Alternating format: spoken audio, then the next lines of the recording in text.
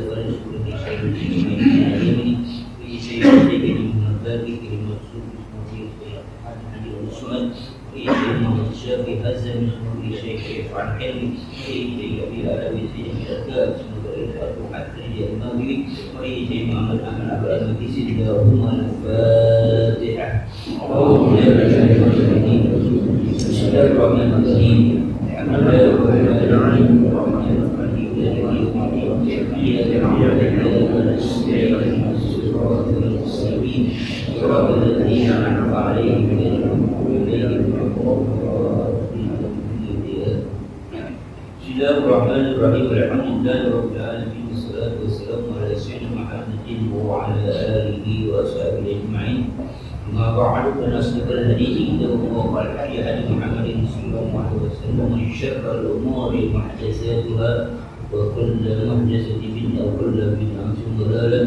Wa ishrah sadri wa yassir li amri wa hlul min lisani yafqahu qawli. Ya Fattah ya Alim ya Razzaq ya Karim, iftah lana futuhal arifin bika karamika ya akramul akramin.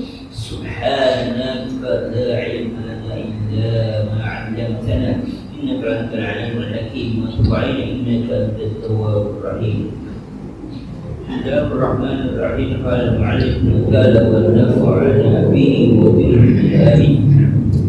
Maqala al-jawab dan tafsir al-jawab itu tafsir menurut bahasa. Pada ayat tersebut ada kata-kata khalaqal insana min 'alaq. Ma huwa al-'alaq? Al-jamu 'alaqatin wa huwa al-jamul jami'. 'Alaq itu adalah jamak dari 'alaqah, wa hiya al-jamul jami', artinya darah yang beku. Khalaqal insana min 'alaq, asal kata alaq itu darah yang sumiyat alaqatan di annaha ta'allaqu birrahim. Tapi kemudian kenapa dia disebut alaqah?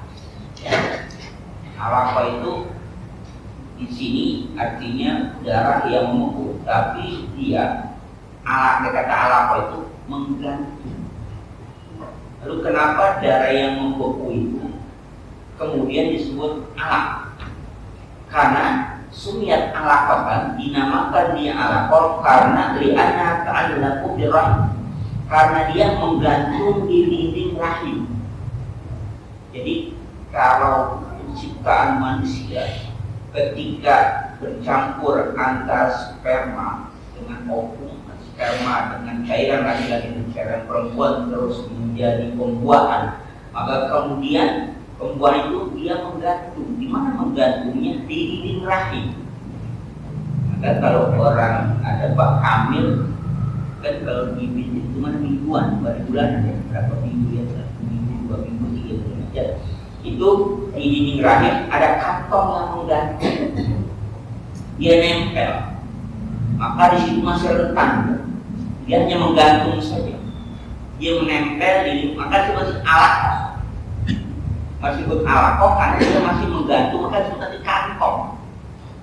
Ya, mungkin bapak pernah punya anak, ya, istrinya hamil, USG, gitu kan, kasih tahu, nah ini ada apa? Ada kantong di sini, kecil gitu. Nah, maka kemudian proses selanjutnya dia munggo. Munggo itu biasa diartikan segumpal daging. Asal munggo itu adalah apa kalau bahasa Indonesia gragot, gragot ya. Jadi kalau daging itu digigit gitu. Tapi gragot ya. Digigit ya, kalau orang tahu gitu ya. Daging masih gede banget tuh digigit ya. Gragot gitu ya. Digigit. Nah, satu gigitan itu namanya mudghah. Gigitnya sebenarnya mudghah itu apa?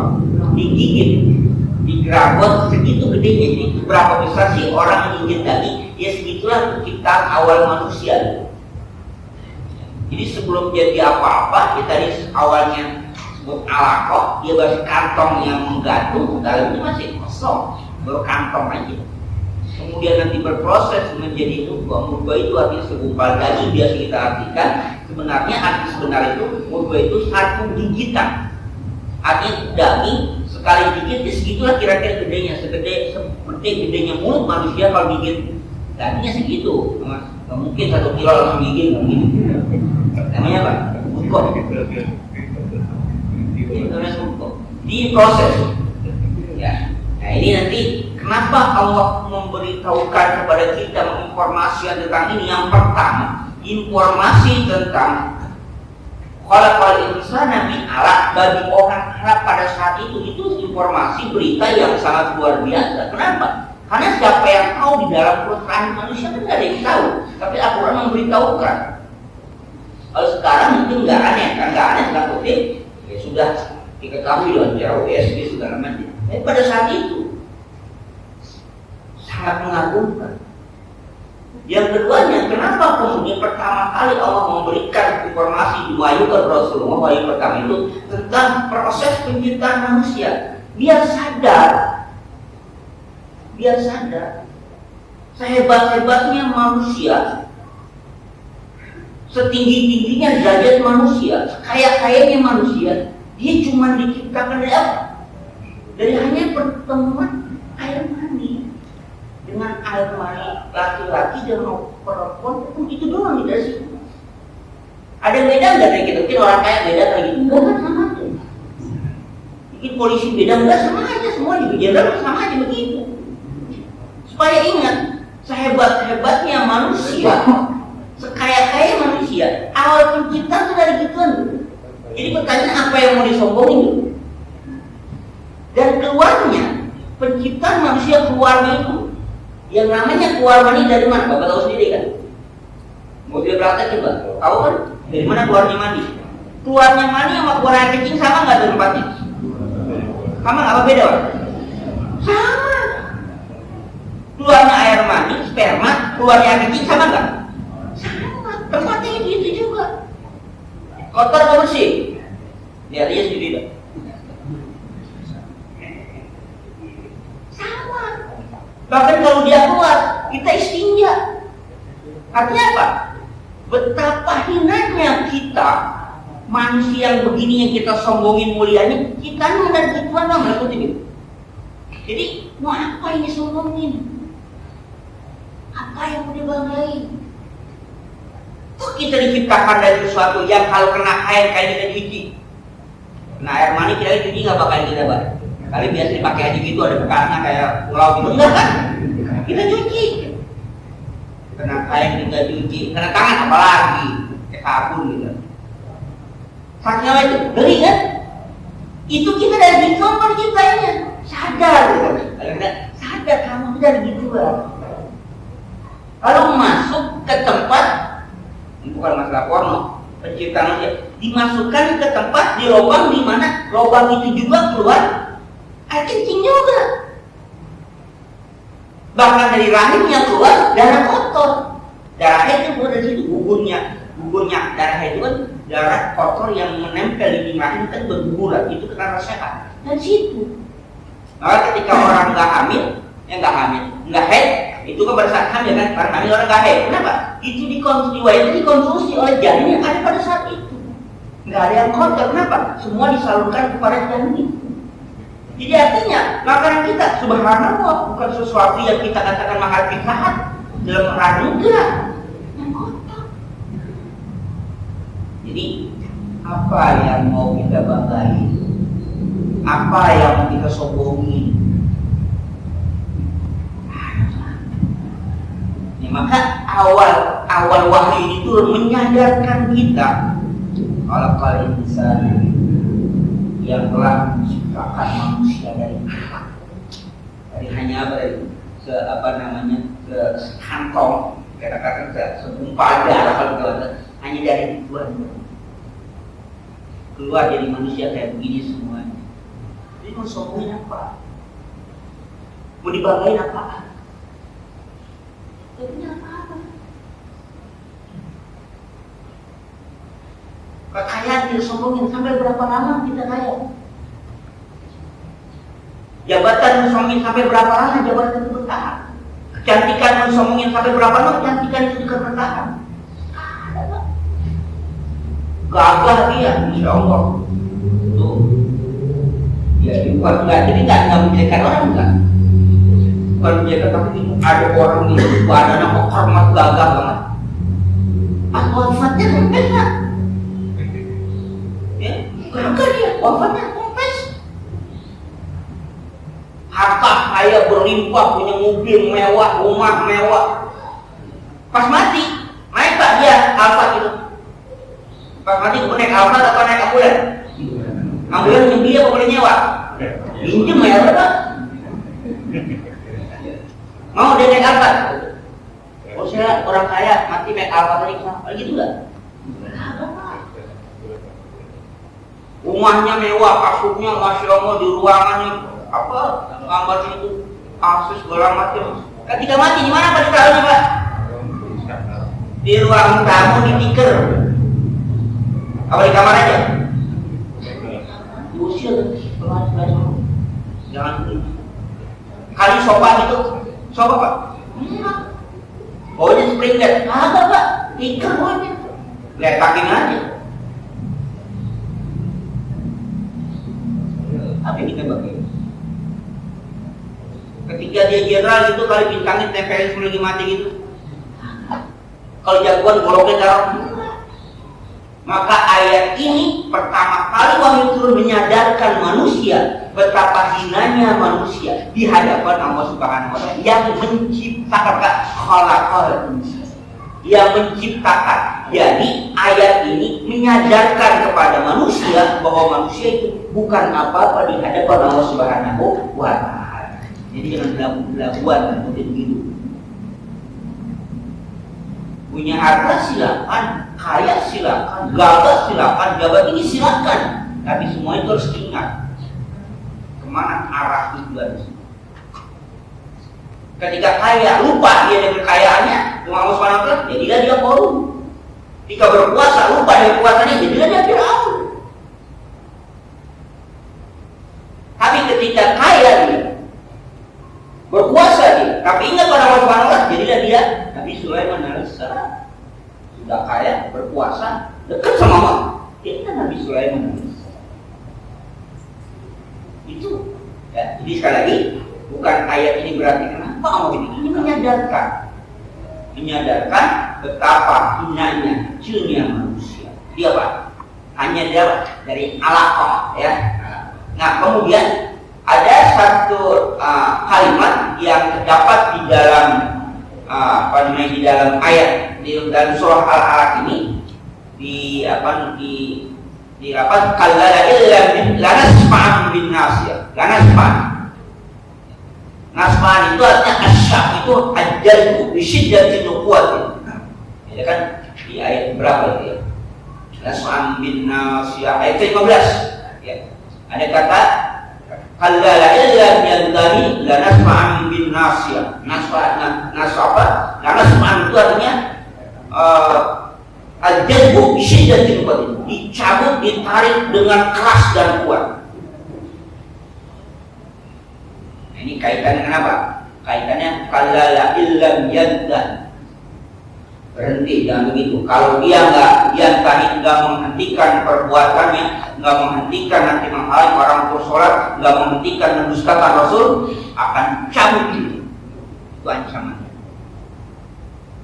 Kalau itu syafa'atu bi syai'in idza qabatu alaihi wajadtuhu jadban syadidan. Kalau dalam bahasa Arab ketika ada makanan syafa'atu bi syai'in, aku cabut maksudnya tidak qabatu alaihi wajadtuhu jadban syadidan. Aku tarik, aku cabut dengan cabut yang kuat. Kata nas. Ini jadi kalau memahami hadis sebelum masuk pada tafsiran, dia namanya tafsir lughawi, tafsir bahasa. Sebelum pada tafsir nanti yang lebih luas, ya, tafsir ilmiah, tafsir bahasa. Kalau kita tafsir bahasa itu yang lebih sederhana, yang lengkap itu tafsir Jalalain. Jalalain itu tafsir apa? Lughawi, bahasa, kata ini, kata ini, kata ini, kata ini. Ya. Jadi di sini pasti lebih dahulu apa? Melihat dengan kata-kata. Dan ini siapa ini binasiati apa ya? Farsi jazabah. Ini digunakan dari syair-syair Arab. Dan contohnya para syair qaumun idza qasra siyahu ra'aitahum ma baina mujabin muhri aw syafi. Dikatakan syafi di sana. Nah, yang ketiga ada kata nasiyah. Apa itu nasiyah? Nasiyah itu sya'run muqaddamur ra'si. Rambut yang ada di bagian depan kepala itu namanya nasiyah. Tapi biasanya kalau kita mengartikan nasiyah itu ubun-ubun. Kita itu mengatakan nasiyah biasanya mengartikan ubun-ubun, tapi arti dasarnya nasiyah itu ini yang ada rambut depan ini namanya nasiyah. Ya, ini. Tapi biasanya kita nasiyah itu mengartikan apa? Ubun-ubun. Kenapa ini menjadi patokannya? Karena kalau itu sudah dipegang, cabut, ditarik, itu sudah tunduk orang. Kalau kayak kuda, bagian apa tuh? Bagian kepala itu nasiyahnya di sini. Sebut nasiyah itu, asal kata nasiyah itu rambut yang ada di bagian depan kepala itu nasiyah. Tapi kemudian kita sering mengatakan apa? Ubun-ubun. Karena ditarik ubun-ubun itu bahasa yang biasa digunakan. Yang keempat ada kata-kata zabaniyah. Zabani itu maksudnya minaz zanni bahwa adab. Zabani itu artinya adab, menolak, yang menghalau. Itu zabani, azab. Wal muradu bihim malaikatul azab. Yang dimaksud zabaniyah adalah malaikat yang menyiksa. Jadi malaikat yang menyiksa manusia namanya malaikat zabaniyah. Yang itu punya nama, Pak. Jadi setiap satu punya nama. Maka yang pertama kali diajarkan kepada Nabi Adam alaihissalam apa? Nama. Wa 'allama Adam al-asma'a kullaha. Dan Allah mengajarkan Nabi Adam asma, nama-nama. Semua nama-nama diajar oleh Allah Subhanahu wa taala. Maka Nabi Adam lebih pintar daripada malaikat. Nabi Adam wa 'allama al-asma'. Nabi Adam alaihissalam diajar apa? Tapi diajarkan nama. Apa kita juga semua begini? Dengan sesuatu tadi kita tahu namanya apa, kemudian kita bisa apa? Bisa jelaskan ini namanya ini, namanya ini, namanya ini, kita bisa jelaskan. Di Nabi Adam itu pertama kali apa? Nama. Jadi Allah itu sudah malaikat punya apa? Punya nama. Ribuan malaikat, bukan ribuan nama, ratusan ribu malaikat punya nama. Allah tahu semuanya. Manusia punya anak 11, namanya lupa. Punya anak 11. Kesalaman itu siapa? Anak baba. Yang mana ya? Oh, yang biji semua. Gak biji, dia banyak Pak. Lupa. Punya anak itu lupa. Tapi Allah punya segitu banyaknya. Allah tahu siapa ini. Jadi apa? Semua punya apa? Punya nama-nama. Ya. Nah, disebut zabaniyah al-ghilal syidad, yang keras, yang bengis. Malaikat apa? Keras, tapi malaikat mana yang keras dan bengis?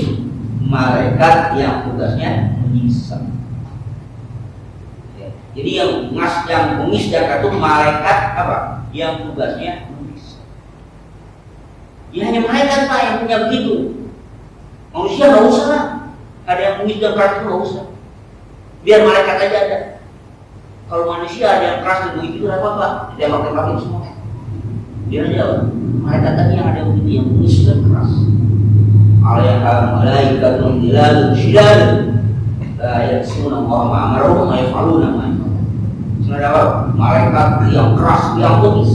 Tapi mereka tidak pernah bermaksiat kepada Allah, hanya melaksanakan perintah yang Allah Subhanahu wa taala. Jadi kalau diperintah dikerjain. Kalau nggak ada perintah, nggak dikerjain, itu malaikat. Walaupun keras, walaupun bengis, karena perintah. Jadi malaikat hanya patuh pada perintah dan nggak punya rasa iri. Tapi walaupun bengis dan keras, malaikat senang. Kenapa? Melaksanakan perintah. Maka malaikat Ridwan dengan malaikat Malik nggak pernah berantem dan nggak pernah iri, karena melaksanakan perintah. Malaikat Israfil walaupun belum ada kerjaannya, tetap aja Pak, santai aja sekarang. Kau malaikat Israfil Pak? Malaikat apa? Ini trompet kan? Udah tiup belum trompetnya? Jangan sampai Pak. Dia tiup habis kita. Tugasnya cuma dua kali. Niup pertama hancur, niup kedua bangkit, udah gitu kan. Selama hidupnya itu aja nanti tugasnya. Sekarang lagi ngapain? Lagi ngelap sampai di kulit. Jangan begitu. Artinya sekarang karena belum perintah, ya belum ada kerjaan, nunggu perintah. Kalau udah perintah dia batil. Habis kita selesai, tiup lagi, bangkit, sudah itu doang. Selama hidupnya tugas cuma dua. Gimana nggak putuskan kan Pak? Tapi karena perintah, nunggu aja.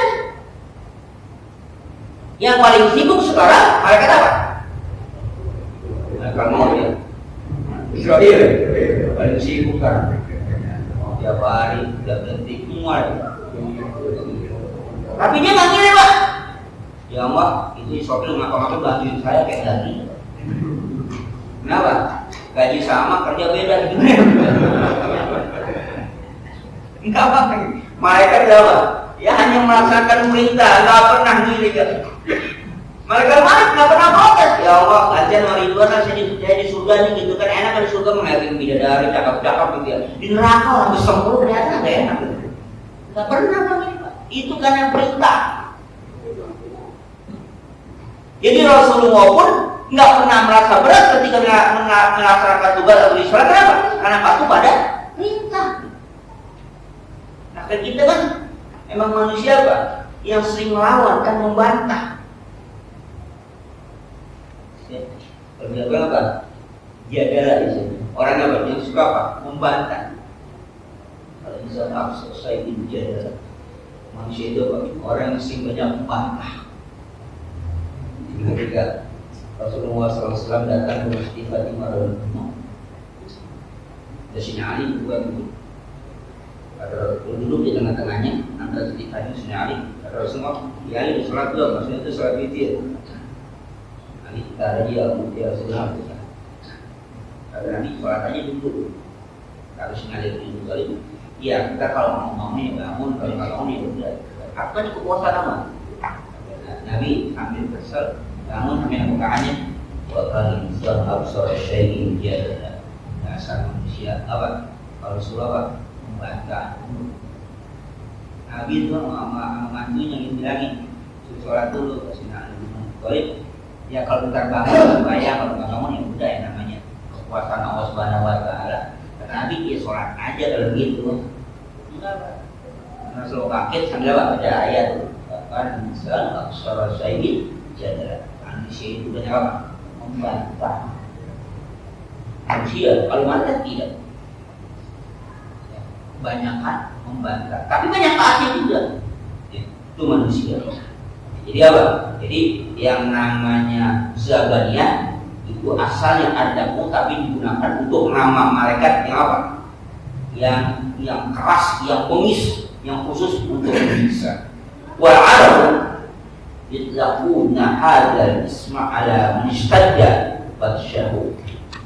Orang Arab biasa menggunakan kata ini pada orang yang apa? Yang sangat keras serangannya, yang sangat keras pukulannya, namanya apa? Az-Zaban.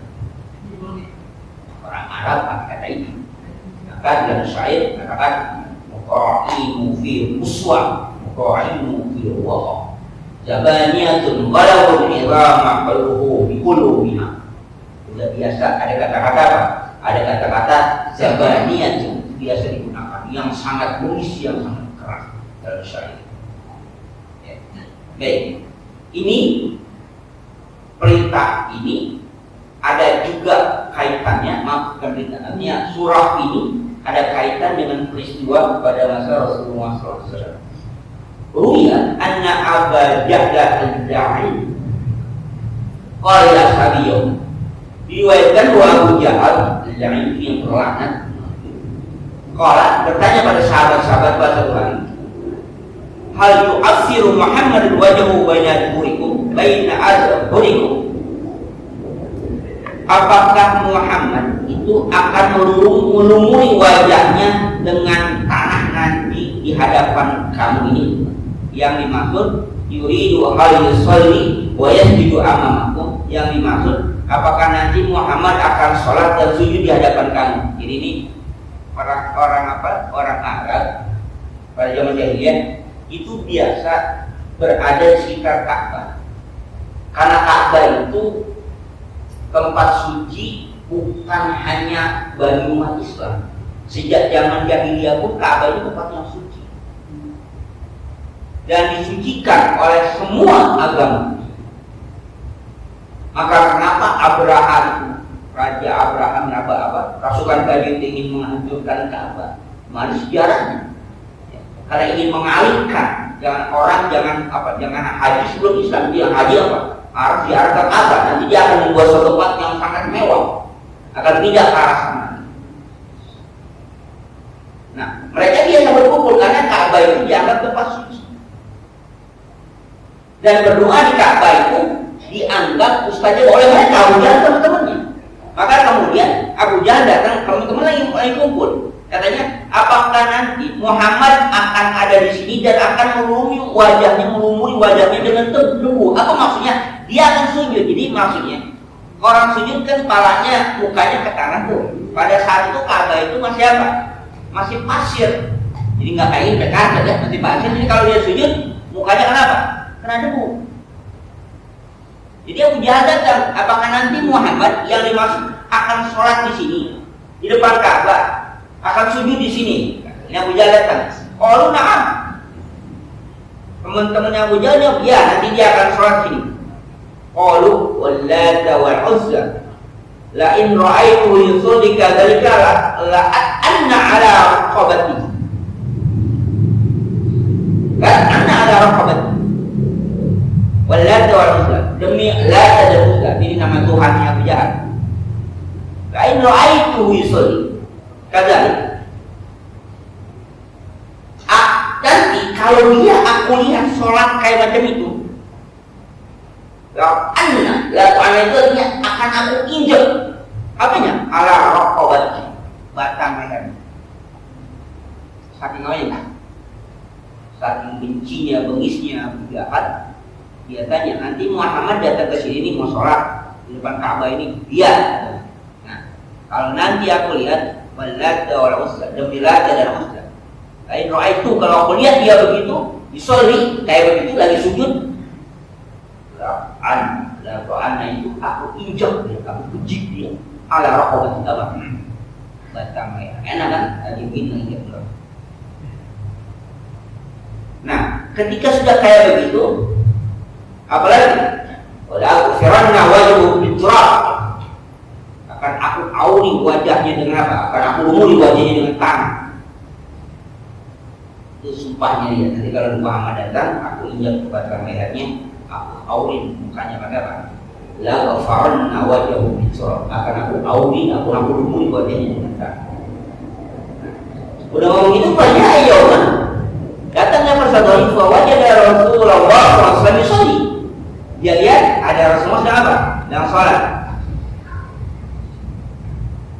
Fa'aqbala yuridu ayyata'a ala raqabati. Maka dia datang bermaksud untuk menginjak batang leher Rasulullah sallallahu alaihi wasallam. Fama faja'ahu minhu illa wa huwa yanqusu ala aqibaihi.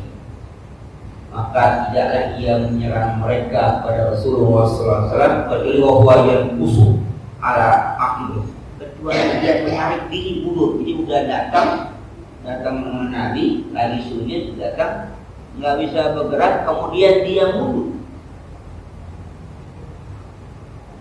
yang kusu ala akibat. Dia menahan diri, menarik diri ke belakang, mundur lagi. Wa yattaqi bi yadayhi, nggak bisa bergerak, ketakutan.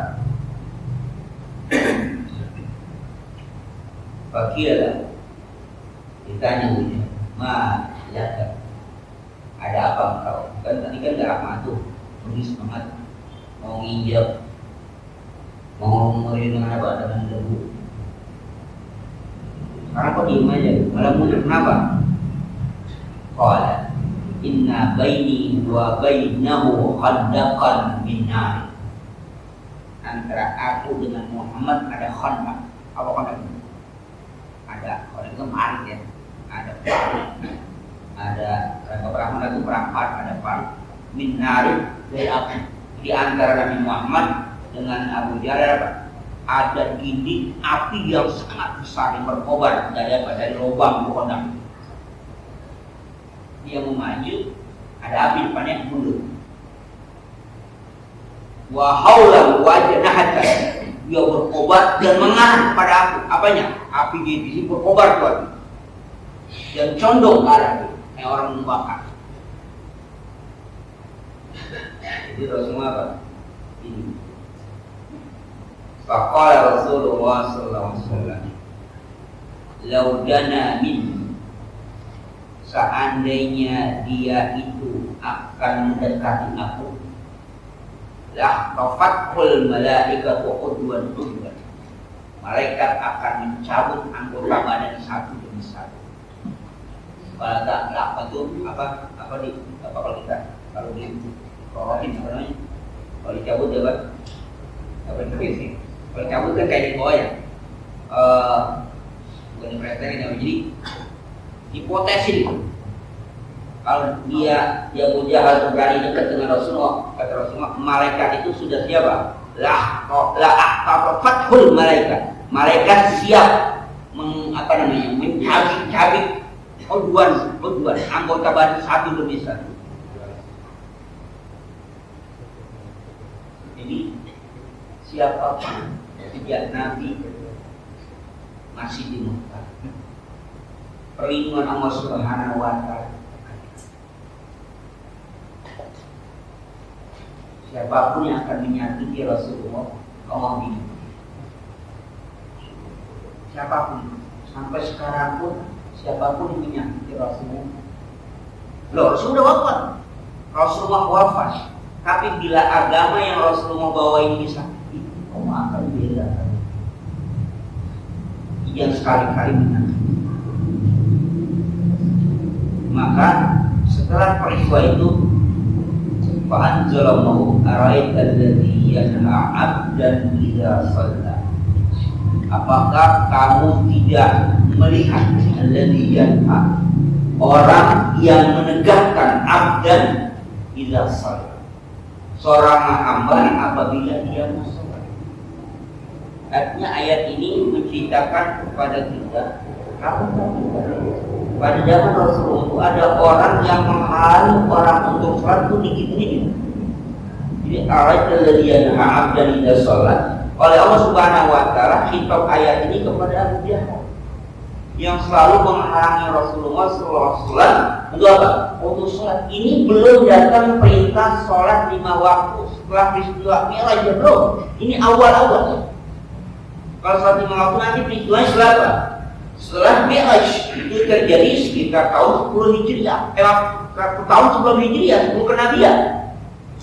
Ini masih awal-awal. Ada sholat, tidak ada sholat. Biasanya dalam sejarah dikatakan sholat itu siang, pagi dan sore. Dan sholat, sholat itu perintah paling pertama sholat. Sebelum sholat kewajiban 5 waktu itu, yang pada saat Isra itu, udah ada perintah sholat awal-awal itu. Jadi sholat itu perintah yang pertama sebelum 5 waktu sudah ada di sholat. Dan sholat itu bukan ibadah hanya umat Islam. Semua nabi pun punya apa? Punya tradisi sholat. Ketika saya pernah ceritakan peristiwa Isra Mi'raj, Nabi kan Isra itu apa? Minal Masjidil Haram ila Masjidil Aqsa. Diriwayatkan di Aqsa itu kan ketemu para nabi. Di Aqsa itu ketemu para nabi. Kemudian Rasulullah apa? Sholat bersama para nabi. Dan Rasulullah jadi imam. Sebelum Mi'raj ke Sidratul Muntaha. Pertanyaan, ketika Rasulullah jadi imam sholat itu sholat apa nih? Yang kedua, para nabi sudah paham dalam sholat. Apa sebelumnya di briefing dulu gitu? Sholatnya begini kan enggak kan? Langsung jadi apa? Sholat. Berarti apa? Para nabi sudah apa? Sudah paham, sudah tahu sholat. Berarti sholat apa? Sama. Maka ada yang mengatakan bahwa agama Islam itu bukan agama Nabi Muhammad dari awal juga apa? Islam namanya. Tauhidnya sama, yang beda syariatnya. Tauhidnya sama, yang beda syariatnya. Mungkin puasanya, ya ada puasa berbeda dengan puasa kita. Nah, dia itu mengatakan kutiba alaikum siyam kama kutiba alal ladzina min qablikum. Sebelumnya juga ada kewajiban puasa. Ya, jadi ini peristiwa di mana Allah menggambarkan begitu sadisnya orang-orang Quraisy pada awal-awal terhadap Rasulullah SAW pada saat itu masih sendirian, belum ada pembelaan, belum kuat awal Islam, sudah diintimidasi macam ini, ditekan seperti ini. Bahkan orang yang paling dekat, yang paling berkuasa dengan Rasulullah, yang berkuasa pada orang Arab, memusuhi orang. Kita yang benci yang enggak, yang larang yang enggak ada. Tapi kenapa masih susah gitu untuk sholat? Masjid, waduh, sholat. Ya kalau di rumah bisa sholat, Nabi sholat ngapain kemana? Sampai ke Ka'bah kan di rumah aja kan? Tapi Nabi sholatnya di depan Ka'bah. Kalau emang kayak macam begitu, ngapain Rasulullah capek-capek nyari kecelakaan, nyari bahaya, sholat di mana? Di depan Ka'bah. Kalau emang sholatnya nggak mesti di depan Ka'bah, di rumahnya selesai kan? Tapi Rasulullah apa? Datang ke depan Ka'bah untuk sholat di situ. Walaupun diintimidasi nantinya, dimusuhi nantinya, tapi tetap Rasulullah ke situ. Dan kita kan kadang-kadang banyak alasan ya. Kenapa nggak sholat di masjid dan di depan masjid? Ya di rumah juga sama aja, sholat juga begitu. Maka di rumah lebih apa? Lebih terjaga keikhlasannya. Kenapa? Di masjid masuk karya. Di rumah mah nggak tahu berapa sholat berapa. Di masjid mah kelihatan, karya, pakai pakaian cakep-cakep. Dengan rumah nggak kelihatan. Sholat wajib tetap hukumnya utamanya mana? Artinya Rasulullah membela itu datang ke Ka'bah untuk sholat. Ada yang menghalangi, ada yang menjadi. Kita nggak ada yang melarang. Ada nggak yang melarang ke masjid? Nggak ada kan? Nggak ada yang melarang ke masjid. Bahkan masjidnya enak, di rumah nggak ada AC, di masjid ada AC. Karpetnya enak. Tidur juga nggak ada yang melarang. Tidur melarang. Melarang boleh. Duduk boleh gitu ya. Tidur sambil duduk ya. Nggak boleh tidur. Tapi apa yang terjadi dia bayang? Nabi nggak ada yang larang, ada yang membantah, ada yang mengintimidasi, tetap ke masjid. Ya Ka'bah itu kan Masjidil Haram, walaupun nggak seperti sekarang. Makanya ketika kiblat kita, mana kiblat kita? Ke Ka'bah ke Masjidil Haram. Wal wujuhakum syatrat Masjidil Haram, bukannya syatrat Ka'bah, ya kan? Wal wujuhakum syatrat Masjidil Haram. Iya waktu itu ada Masjidil Haram, iya tapi nggak seperti sekarang. Rasul itu datang ke Masjidil Haram itu, di sini Ka'bah itu. Dibayangin kita sekarang, Rasulullah sebegitu hebatnya menghadapi musuh kata segala macam, akhirnya turun ayat mengatakan apa? Araital ladzi yanha 'abdan idza shalla. Padahal Rasulullah bisa saja sholat di rumah. Tapi kita apa? Mengutamakan sholat di mana? Di Masjidil Haram. Kita nggak ada apa-apa kok, nggak ada yang melarang ke masjid. Enak juga jalan ke masjid juga enak, jalannya juga nggak becek. Coba lihat. Oh, dia nggak ada yang ada tadi. Oh, belum. Jadi nangkungin kalau ibarat di jalan raya baru lampu kuning ya. Jadi bablas saja. Tapi berbahaya itu. Ini lampu merah sekali. Ya, nggak ada yang ngelarang. Tapi apa? Malas kita kemasin. Makanya kan orang yang kelebihan hak abdan tidak. Nah, udah dah tuh. Susah dikerjain.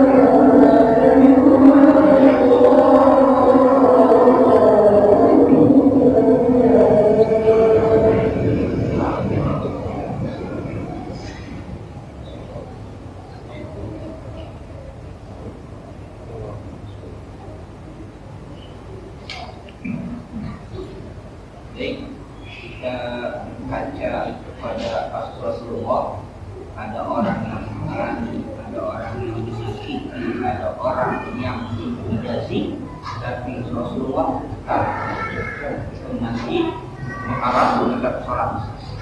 Kita patut bersyukur, tidak ada yang menghalang masjidnya enak, jalan enak, maka nikmat ini harus kita syukur. ramaikanlah masjid, jamaahlah di masjid. Sholat wajib diutamakan di masjid, sholat sunat diutamakan di rumah. Jangan dibalik. Apa dibalik, Pak? Jangan dibalik. Sholat sunat di masjid, sholat fardu di rumah. Kapan? Dari Idul Fitri. Sholat subuhnya di rumah, berbondong-bondong kemarin belum sholat subuh. Apalagi Alhamdulillah, sholat Fatihah.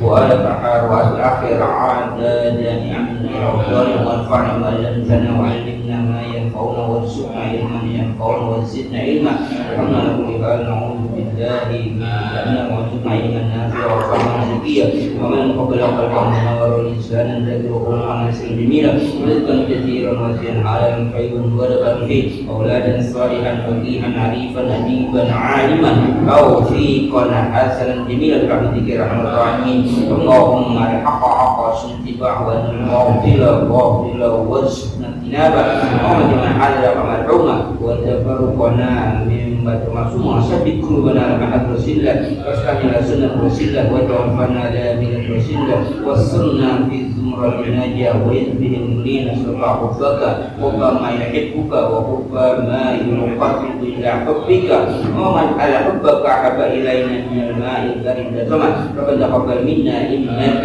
أنت السميع العليم إنك أنت الغفور ربنا آتنا في الدنيا حسنة وفي الآخرة حسنة وقنا عذاب النار وصلى الله على سيدنا محمد النبي الأمي وعلى آله وصحبه وسلم سبحان ربك رب العزة عما يصفون وسلام على المرسلين والحمد لله رب العالمين.